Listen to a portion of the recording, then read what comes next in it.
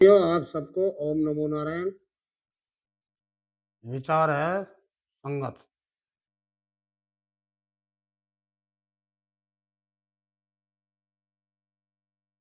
तो महापुरुषों ने बताया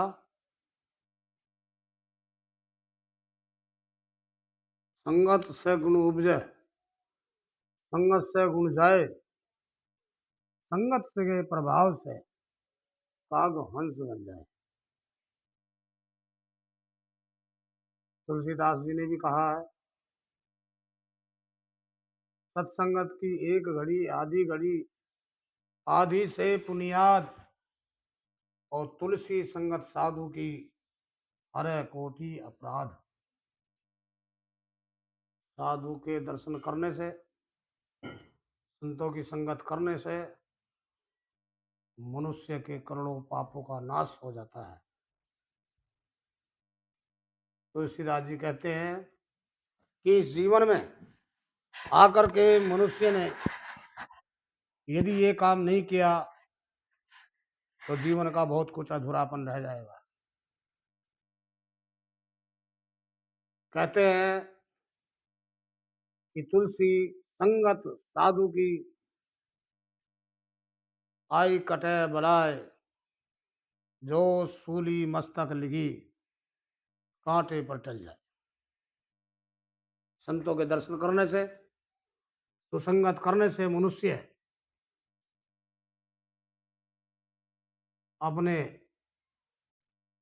अनेक बुराई कर्म से छुटकारा पा सकता है।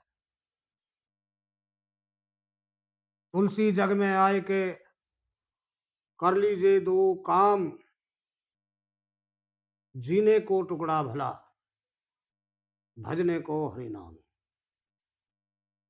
मनुष्य को इस संसार में आकर के दो काम जरूरी करने चाहिए।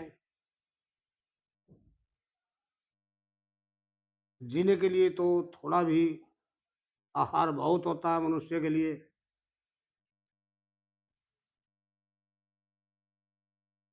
और करना है तो भगवान का भजन कीजिएगा। ये बड़ा मुश्किल कार्य है। आज मनुष्य के पास में सब कुछ करने के लिए टाइम है, लेकिन भजन करने के लिए ही टाइम नहीं है, क्योंकि वो मनुष्य इतने व्यसनों में फंसे हुए हैं कि उन्हें भगवान का सुमरन करने के लिए फुर्सत ही नहीं। ताश खेलने वाला मनुष्य सुबह ही ताश में बैठ जाता है और शाम तक ही बाजी लगाता रहता है।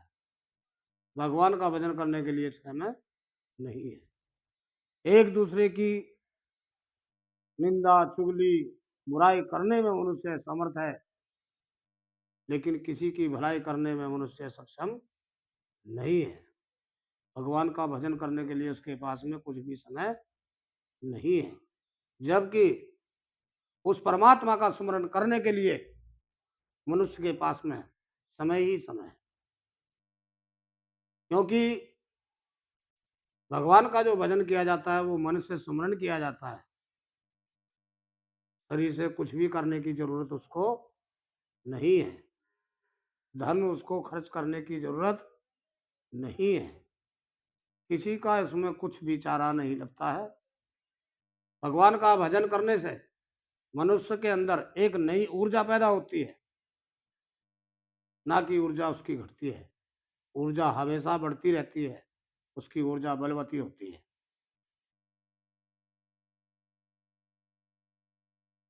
संत समागम हरि कथा, तुलसी दुर्लभ दोय, सुत दारा अरु लक्ष्मी, पापी घर भी है।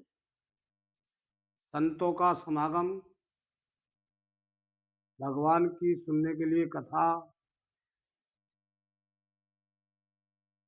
ये दोनों ही बातें बड़ी दुर्लभ हैं।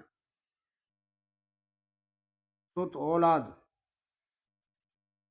दारा लक्ष्मी स्त्री गृहिणी, और पैसा, ये तो एक पापी कुष्ठी मनुष्य भी होता है, उसके भी पास में होती है, परंतु का हरि का भजन हर किसी मनुष्य के पास में नहीं है।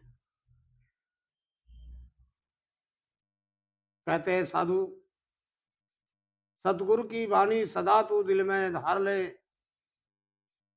बिगड़े समर जा काज सब, जो मन की फुरना थाम ले। ये तो कि संतों की बात मान ली, हृदय में धर ली, तो उसके सारे बिगड़े काम बन जाते हैं। तो इसलिए संगत करो,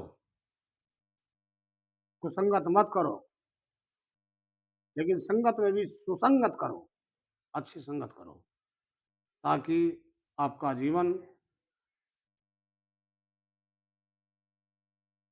सार्थक हो जाए। संतों के पास में आज के समय में बहुत से मनुष्य ऐसे जाते हैं कि उसकी किया हुआ भजन उसकी चोरी करने जाते हैं, व्यर्थ में उसके मन को लगा देते हैं और उसके भजन का हनन हो जाता है। तो ऐसा कभी नहीं करना चाहिए मनुष्य को। संत की सेवा कभी किसी के लिए भारी नहीं है। यदि वो मनुष्य चाहता है कि मैं संत की सेवा करूं, तो सेवा कीजिएगा, तन से, मन से, धन से। उनको खान पीन के लिए चाहे चटनी से रोटी मिल जाए, छाछ से रोटी मिल जाए, वो संत उसी में खुश हो जाता है, ना कि इसको गंदी चीजें खाने के लिए दी जाए। बहुत लोग साधुओं को शराब पिलाते हैं, वो सोचते हैं हम सेवा कर रहे हैं, दान कर रहे हैं, लेकिन जितना पैसा उस शराब में जा रहा है, गंदी चीजें में जा रहा है, उस पैसे का कोई भी बेनिफिट मिलने वाला नहीं है। क्योंकि नशे में आदमी अनाप शनाप बकता है। इसलिए जब तक नशा रहेगा, जब तक वो अनाप शनाप बकेगा। जब हम मनुष्य को ऐसी चीज देंगे ही नहीं संत को, तो उसकी बुद्धि का विनाश नहीं हो सकता। एक तो आप ये करते हैं कि हम लोग महात्मा की ऐसी सेवा करके उसके मार्ग से उसको हटा देते हैं। ये पाप भी एक गृहस्थी को ही लगेगा, सांसारिक मनुष्य को लगेगा। एक दूसरा ये कि तुम्हारे धन का हनन हुआ, तुम्हारा धन किसी काम में आने वाला नहीं रहा, उसका तुम्हें कोई पुण्य कर्म नहीं मिलने वाला है। इसलिए हम तो यही चाहते हैं कि आपसे जैसी भी सेवा बने वैसी ही सेवा करो, लेकिन गंदी चीजें खाने पीने के लिए साधु संतों को मत दो। आज बहुत साधु संत समाज के अंदर ऐसे हैं कि बहुत बहुत गलत काम करते हैं। उसकी वजह ये संसार, ये समाज है, क्योंकि हम उसको मौका देते हैं ऐसा करने के लिए, उसको प्रेरित करते हैं और वो ऐसा ही हो जाता है। इसलिए हम चाहते हैं आप लोग किसी भी संत के पास में जाते हैं तो उनसे अच्छा व्यवहार बनाओ और उनसे अच्छे आचरण विचार लो, ताकि आप लोग भी अच्छे और सुखी हो जाएं।